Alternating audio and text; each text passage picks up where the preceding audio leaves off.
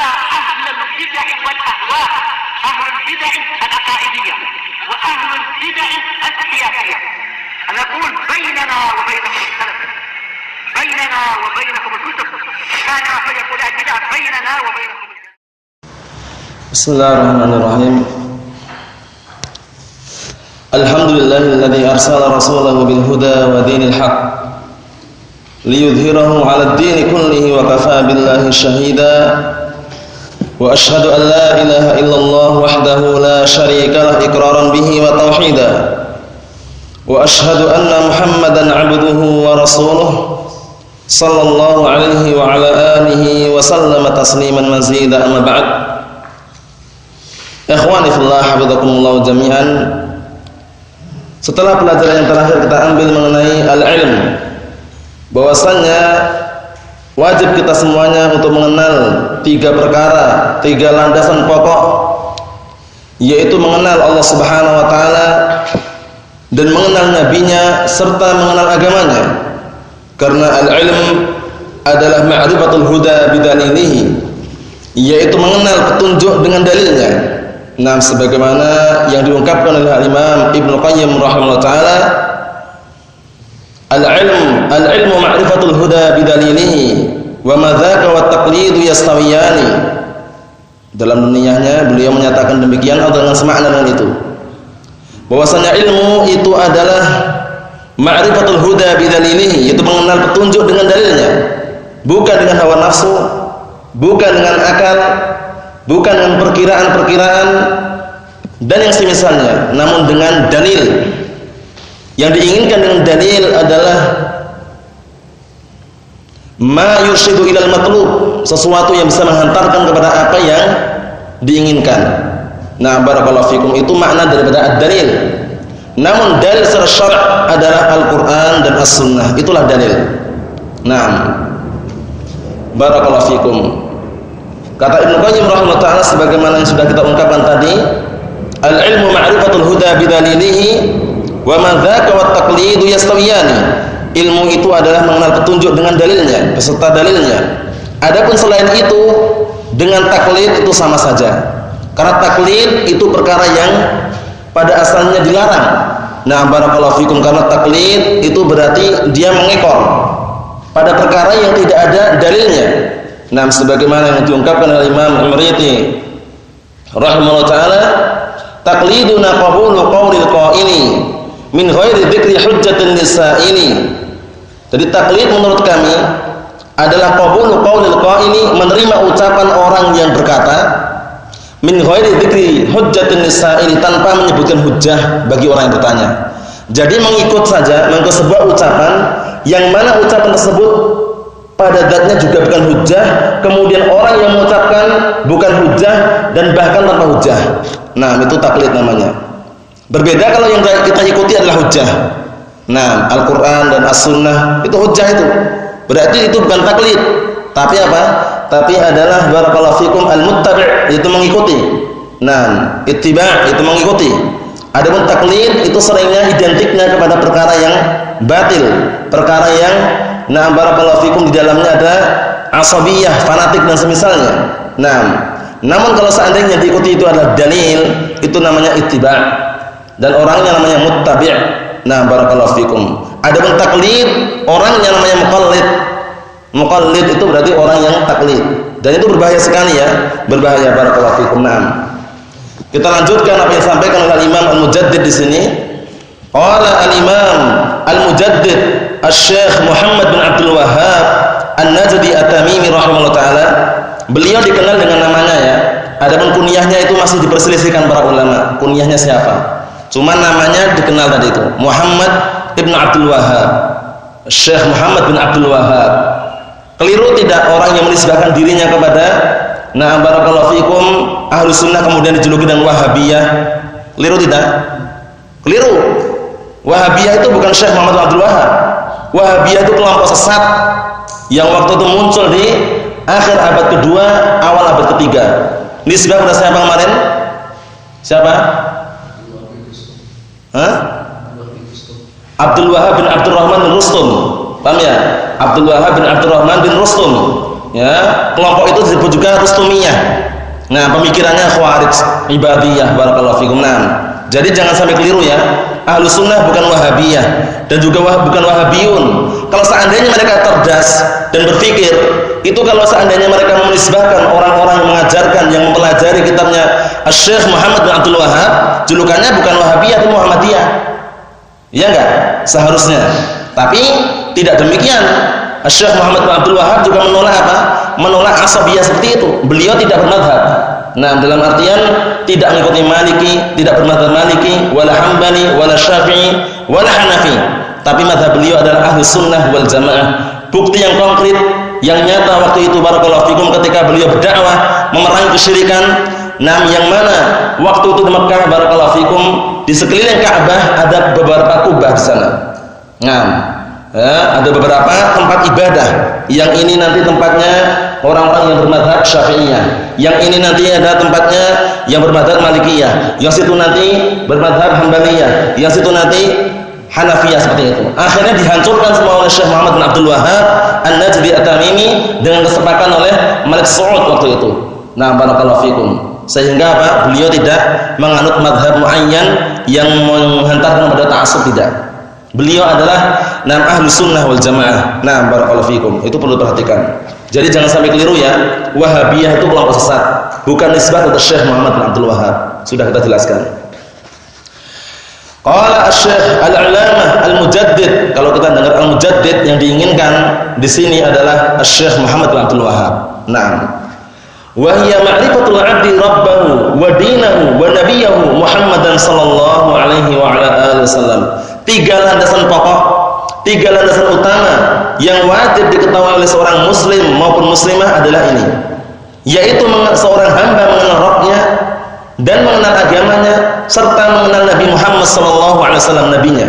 Nah, ay al-usulus tsalatsah, kata beliau, kata penyarah ini, qala syarih waffaqallahu taala, al-usulus tsalatsah, tiga landasan pokok, yaitu ma'rifatul 'abdi rabbahu tabaraka wa ta'ala. Pertama, seorang hamba hendaknya mengenal Rabbnya. Nah, bima ta'rifu ilaih fi kitabihi wa sunnati rasulih sallallahu alaihi wasallam min wahdaniyatihi wa asma'ihi wa af'alih. Perhatikan di sini, yaitu seorang hamba mengenal Rabbnya tabaraka wa ta'ala dengan perkara yang barakallahu fikum, yang seorang hamba tersebut mengenal dengannya di dalam Al-Qur'an maupun di dalam sunnah Rasulullah sallallahu alaihi wasallam. Nah, bima ta'arrafa ilaihi fi kitabihi wa sunnati rasulih sallallahu alaihi wasallam min wahdaniyatihi, berupa apa? Ketunggalan atau keesaan Allah Subhanahu wa taala, wa asma'ihi wa af'alih, dan juga dalam nama-namanya serta perbuatannya. Nah, tiga perkara ini perhatikan di sini, yaitu mengenal Allah Subhanahu wa taala pada wahdaniyatihi, ini tauhid uluhiyah, wa asma'ihi, tauhid asma wa sifat, wa af'alih, tauhid ar-rububiyah. Karena tauhid terbagi menjadi berapa? Tiga. Tauhid al-uluhiyah, tauhid ar-rububiyah, tauhid al-asma wa sifat. Itu dihafal ya. Tauhid terbagi menjadi tiga tersebut. Barakallahu fikum. Adapun tauhid yang inti adalah tauhid al-ubudiyah atau dikenal dengan tauhid al-uluhiyah. Tauhid al-uluhiyah dengan tauhid al-ubudiyah itu sama, cuman beda penisbahan. Kalau tauhid uluhiyah nisbah kepada keilahan Allah Subhanahu wa taala, yaitu maknanya adalah Allah taala berhak untuk disembah. Adapun tauhid ubudiyah kembali ke hamba, bahwasanya hamba diperintahkan hanya semata-mata menyembah Allah Subhanahu wa taala semata. Itu. Jadi ubudiyah sama uluhiyah sama. Nah, cuman beda penisbahan. Kemudian tauhid rububiyah apa? Ifradullah ta'ala bi af'alih. Ifradullah ta'ala bi af'alih, mengesahkan atau menunggalkan Allah Subhanahu wa taala dalam perbuatan-perbuatannya, baik dalam menciptakan, memberi rezeki, mengatur alam semesta dan yang semisalnya. Itu semuanya adalah apa? Adalah hak Allah Subhanahu wa taala. Nah, kita seyakin-yakinnya enggak ada di muka bumi ini yang bisa menciptakan, memberi rezeki kecuali Allah Subhanahu wa taala. Nah, barakallahu fikum, perlu diperhatikan. Kemudian masalah asma wa sifat ini juga kita harus memahami. Oleh karena itu para ulama di sana ada sebagian mereka yang membuat sebuah karangan tulisan yang sangat berharga dan juga bermanfaat, yaitu disendirikan berkaitan masalah asma wa sifat, seperti kitab Lum'atul I'tiqad Ibnu Qudamah rahimahullah taala, atau kitab Qawaidul Muslah Syekh Muhammad Shalih Al-Utsaimin, atau kitab Al-Aqidah Wasithiyah, atau kitab Al-Aqidah At-Tahawiyah, atau Taqrib Tadmuriyah, atau Tadmuriyah, banyak sekali. Itu semuanya yang dibahas adalah masalah asma wa sifat. Kemudian untuk masalah tauhid al-uluhiyah wa rububiyah, sebagian ulama juga menyendirikan. Di antaranya ini, di antaranya kitab ini, Al-Wajibat Al-Mutahattimat Al-Ma'rifah ala kulli muslim wa muslimah. Kemudian juga yang dikenal itu Al-Usulus Salasah, Al-Qawaidul Arba', ya kan, kemudian Usul Sittah, kemudian Nawaqidul Islam dan yang semisalnya. Barakallahu fikum. Kasyfus Syubhat. Itu semuanya barakallahu fikum berkaitan untuk memurnikan tauhid ini. Barakallahu fikum. Jadi tauhid tadi ada berapa? Tauhid 3 apa itu? Tauhid apa tadi? Muhammad, rububiyah, uluhiyah, asma wa sifat. 3 itu ya. Tauhid ada 3. Barakallahu fikum. Dihafal itu. Berikutnya, fa huwa rabbu kulli syai'in wa malikihi wa malikuhu. Dan dia adalah Rabb segala sesuatu dan pemiliknya. Jadi segala sesuatu milik siapa? Milik Allah Subhanahu wa taala. Siapa yang mengatur? Allah Subhanahu wa taala. La ilaha ghairuhu wa la rabba siwa. Tidak ada ilah yang berhak untuk sembah kecuali Allah Subhanahu wa taala, dan tidak ada Rabb selainnya. Paham ya? Sehingga makna la ilaha illallah maknanya apa? Menunggalkan. Makna la ilaha illallah maknanya apa? Artinya apa la ilaha illallah? Ingat enggak? Arti yang tepat apa? Karena banyak dari kalangan orang sesat mengartikan mengatakan keliru gitu loh. Sekarang Ahlussunnah wal Jamaah, barakallahu fikum, atau al-muwahhidun yang mereka berupaya untuk senantiasa menjadi ahli tauhid, paham makna la ilaha illallah. La ilaha illallah maknanya apa artinya? Yang tepat apa? Aba Iqbal? Itu makna yang tepat. Tiada sembahan yang berhak, adalah lafaz berhak ya. Tiada sembahan yang berhak untuk sembah kecuali Allah Subhanahu wa taala. Kalau Arabnya la ma'buda haqqun illallah, atau la ma'buda bihaqqin illallah. Dua-duanya boleh, enggak ada masalah. Cuma satunya tambah ba, satunya enggak ada. Artinya sama. La ma'buda bihaqqin illallah sama la ma'buda haqqun illallah. Apa artinya? Tiada sesembahan yang berhak. Ini lafaz berhak ini penting ini. Tiada sembahan yang berhak untuk disembah kecuali Allah Subhanahu wa taala. Karena ilaha maknanya apa? Bimana ma'luh, wal ma'luh maknanya ma'bud. Tiada sesembahan yang berhak untuk disembah kecuali Allah taala. Sehingga keliru orang yang mengatakan tiada Tuhan selain Allah. Tiada sesembahan selain Allah. Kenapa keliru barakallahu fikum? Dikarenakan pemahaman yang menyatakan bahwasanya tiada Tuhan selain Allah, berarti Tuhan-Tuhan yang ada ini adalah Allah. Paham ya? Tiada Tuhan kecuali Allah. Berarti yang ada Tuhan-Tuhan, sesembahan-sembahan yang menurut mereka beri batu, bulan, bintang itu Allah gitu loh. Tapi harus ada lafaz apa? Berhak. Paham ya? La ma'buda bihaqqin. Tiada sembahan yang berhak untuk sembah kecuali Allah Subhanahu wa taala. Berarti kalau seandainya ada ilah-ilah yang lain yang mereka sembah itu tidak berhak. Paham ya? Barakallahu fikum, bisa dilihat dalam syarah barakallahu fikum Syekh Muhammad Shalih Al-Utsaimin dalam syarah Ushulus Salasah. Mengenai hal tersebut, makna daripada la ilaha illallah. Barakallahu fikum, karena dalam la ilaha illallah itu ada berapa rukun? 2 rukun. Apa itu? An-nafyu wal isbat. An-nafyu wal isbat. Rukunnya cuma 2 saja. An-nafyu wal isbat. An-nafyu itu peniadaan. Maknanya meniadakan seluruh sesembahan-sembahan selain Allah Subhanahu wa taala. Ditiadakan semuanya. Isbat maknanya apa? Isbatu jami' ibadah lillahi wahdahu la syarikalah. Menetapkan seluruh peribadatan hanya murni untuk Allah Subhanahu wa taala, tidak untuk yang lainnya. Itu rukunnya. Ada syaratnya, ada berapa syaratnya? Syaratnya? Syarat la ilaha illallah ada berapa? Allah bismillah. Yang 2 rukun. Kalau syaratnya ada berapa? 8. Ada mana? 8. Terkumpul dalam sebuah pantun. Gimana pantunnya? Ada yang hafal? Pantunnya? Puisi? Akhfauzan? Belum? Ayo. Ilmun, yaqinun, wa ikhlasun, wa sidquka ma'a mahabbatin wa inqiyadin wal qabuli laha wa zida thaminuha al-kufranu minka bima siwal ilahi min al-asya'i fatuliha. Nanti akan disebutkan di sini kalau tidak salah. Nah, mungkin di tengah-tengah atau apa, salam syarahnya ada nanti. Paham ya? Jadi syarat la ilaha illallah ada 8. Ilmu, yakin, ikhlas, sidq kejujuran, kemudian mahabbah rasa cinta, kemudian apa? Al-inqiyad tunduk, qabul penerimaan, kemudian kufur bitaghut. Al-kufru bitaghut. 8 syarat tersebut nanti akan kita lewati. Ini sekedar cuplikan secara global. Kita lihat di sini.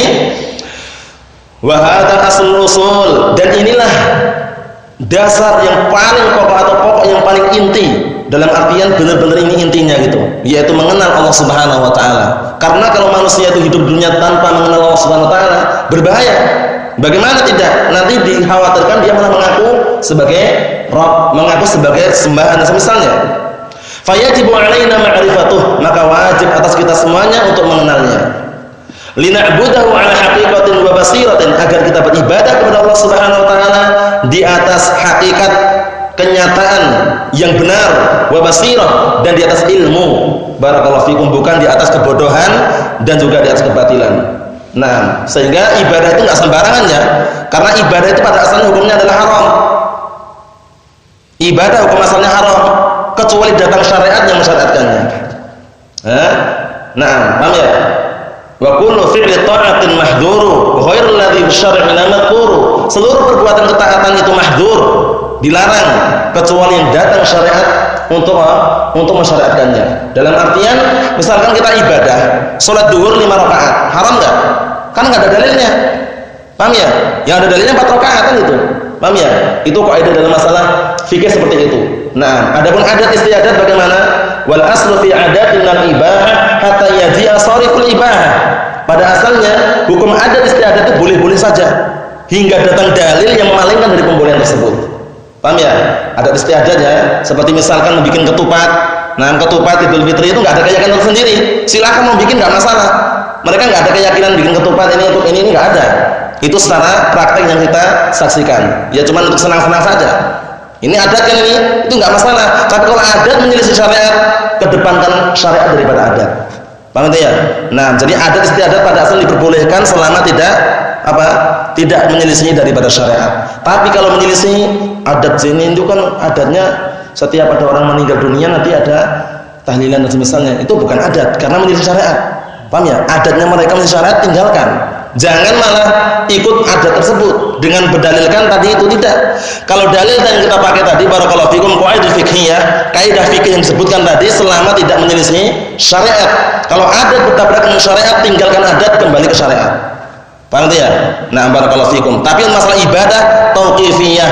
Ibadah itu dibangun di atas dalil Al-Qur'an dan As-Sunnah. Oleh karena itu kalau ibadah tidak ada dalilnya dari Al-Qur'an maupun dari As-Sunnah, amalan atau ibadah tersebut mardudah, tertolak. Man 'amila 'amalan laysa 'alaihi amruna fa huwa raddun. Barang siapa yang beramal dengan sebuah amalan yang tidak ada dalilnya dari kami atau tidak ada perintahnya atau tidak ada syariatnya dari kami, maka amalan tersebut tertolak. Paham ya? Dua kaidah itu dibahas dalam ilmu fikih. Paham ya? Wal aslu fi adatinal ibahah hatta yaji'a sariful ibahah. Pada asalnya yang namanya adat itu diperbolehkan hingga datang dalil yang memalingkan dari pembolehan tersebut. Untuk masalah ibadah bagaimana? Wa kullu fi'li ta'atin mahdhuru ghairul ladzi fi syar'i madhkuru. Seluruh perbuatan taat dilarang selain yang datang dalam syariat kami. Paham ya? Dia mengatakan ini perbuatan taat ini, membaca la ilaha illallah kalimat tauhid dalam sehari semalam berapa? 5.000 kali. Dalilnya ada enggak? Enggak ada, tinggalkan. Selesai urusan. Orang yang mencabut bulu ketiak dalam jangka 5 menit itu lebih bagus keadaannya daripada membaca la ilaha illallah 5.000 kali tanpa dalil. Benar enggak? Karena mencabut ketiak sunnah. Paham ya? Termasuk fitrah yang khams itu. Nah, kesucian ada 5 di antaranya apa? Natful ibt, mencabut bulu ketiak. Paham ya? Cuma 5 menit, butuh waktu 5 menit aja. Daripada baca la ilaha illallah, kata mereka kalimat tauhid. Nah, nanti kalau capek bacanya apa? Nah, mereka punya dalil enggak sembarangan. Ya kan? Dalilnya apa dalilnya? Wa ma ya'lamu junuda rabbika illa hu. Ya benar kan? Dalilnya benar, cuman mereka keliru dalam menerapkan, keliru dalam menggunakan dalil ini. Dalilnya benar nggak tadi? Benar karena sumbernya dari Al-Quran, surat Al-Mudaththir itu. Wa ma ya'lamu junuda rabbika illa huwa. Akhirnya mereka zikirnya hu gitu. Alasannya apa? Ini hu ini Allah Subhanahu wa taala. Benar, dhamir itu kembali kepada Allah taala benar. Cuman bukan huwa itu sendiri adalah Allah Subhanahu wa taala, bukan. Paham ya? Hati-hati itu, jangan keliru. Nah, karena mereka berdalilkan seperti ini. Sehingga terkadang dalil ya barakallahu fikum, dalil itu terkadang ada.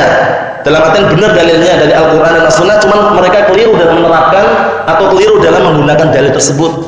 Yang dikenal dengan apa? Kalimatu haqqin urida biha batil. Kalimatnya benar tapi yang diinginkan adalah kebatilan. Ya kan? Dalilnya benar, cuman yang diinginkan untuk membela kebatilan mereka. Boleh. Hu itu adalah Allah Ta'ala katanya. Mana dalilnya? Wa ma ya'lamu junuda rabbika illa hu. Allah musta'an. Itu yang menunjukkan apa? Kebodohan mereka waliyadzubillah. Nah, keliru dalam menerapkan dalil. Wa la yakunu al-insanu ala haqiqatin min dinihi illa ba'da al-'ilm billahi subhanahu wa ma yajibu lahu min at-ta'zim wal ijlal. Dan tidaklah manusia itu akan berada di atas hakikat daripada agamanya, maksudnya berada di atas ilmu yang benar di atas agamanya, illa ba'dal ilmi billahi subhanahu wa ta'ala, kecuali setelah dia mengilmui tentang Allah subhanahu wa ta'ala, tentang uluhiyahnya, tentang rububiyahnya, tentang asma wa sifatnya. Wa ma yajibu lahu min at-ta'zim wal ijlal, dan juga barakallahu fikum, kecuali setelah dia mengetahui perkara yang wajib untuknya, untuk hamba tersebut berupa pengagungan dan juga pemuliaan, pengagungan untuk Allah Subhanahu wa taala dan pemuliaan untuk Allah Subhanahu wa taala. Barakallahu fikum. Itu yang diinginkan dengan apa? Ma'rifatul 'abdi rabbah. Jadi mengenal Allah Subhanahu wa taala. Seorang hamba mengenal Allah Subhanahu wa taala sesuai dengan apa yang dikenalkan dalam Al-Qur'an dan As-Sunnah. Berupa apa? Uluhiyahnya, rububiyahnya, asma, nama-nama, wa sifat dan sifat-sifatnya. Satu lagi, wa ma'rifatud dini, setelah mengenal Allah Subhanahu wa taala, mengenal agamanya. Agama apa maksudnya? Agama Islam. Karena Islam itu memiliki dua makna. Islam memiliki dua makna. Apa itu? Afzal. Islam memiliki berapa makna? Dua makna. Apa itu? Apa itu? Sufyan?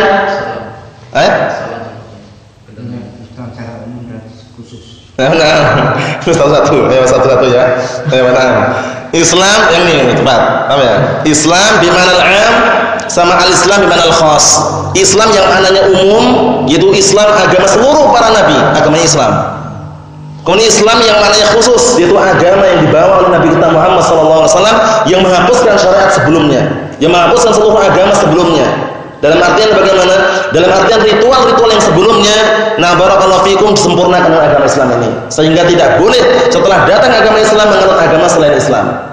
Walaupun amalannya setinggi gunung, ya, sedalam lautan, sebesar batu misalkan, tapi tidak ada manfaatnya sama sekali selama tidak menganut agama Islam. Wa man yabtaghi ghairal islami dinan fala yuqbal minhu wa huwa fil akhirati minal khasirin. Dan barang siapa yang mencari agama selain agama Islam, maka amalannya tidak bisa terima sedikit pun darinya, satu pun tidak terima. Bayangkan itu.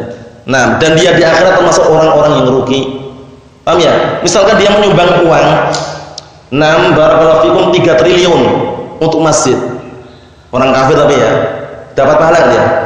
Enggak dapat sama sekali, rugi. Paham ya? Di dunianya disegerakan kebaikannya diberikan, kekayaan oleh Allah Subhanahu wa taala, diberikan keenakan, tapi di akhirat akal. Jangan sampai tertipu ya, mau ini nyumbang 3 miliar nih. Nah terus kenapa? Apa kebaikannya ada? Dalam artian dapat pahala? Enggak dapat pahala. Paham ya? Di akhirat tetap kekal neraka. Karena agamanya bukan Islam. Paham ya? Agama yang diridhoi hanya agama Islam, itulah agama dari Allah Subhanahu wa taala. Barakallahu fikum, sebagaimana firman Allah Subhanahu wa taala, "Innad dina 'indallahi al-Islam." Sesungguhnya agama yang diridhoi oleh Allah Subhanahu wa taala hanya agama Islam. Kemudian juga firman Allah Subhanahu wa taala, "Al-yauma akmaltu lakum dinakum wa atmamtu 'alaikum ni'mati wa raditu lakumul Islam madina. Pada hari ini aku telah sempurnakan untuk kalian agama kalian, dan aku telah sempurnakan kenikmatan untuk kalian, dan aku ridho Islam sebagai agama kalian, sehingga tidak ada agama yang diridhoi di sisi Allah Subhanahu wa taala melainkan agama Islam.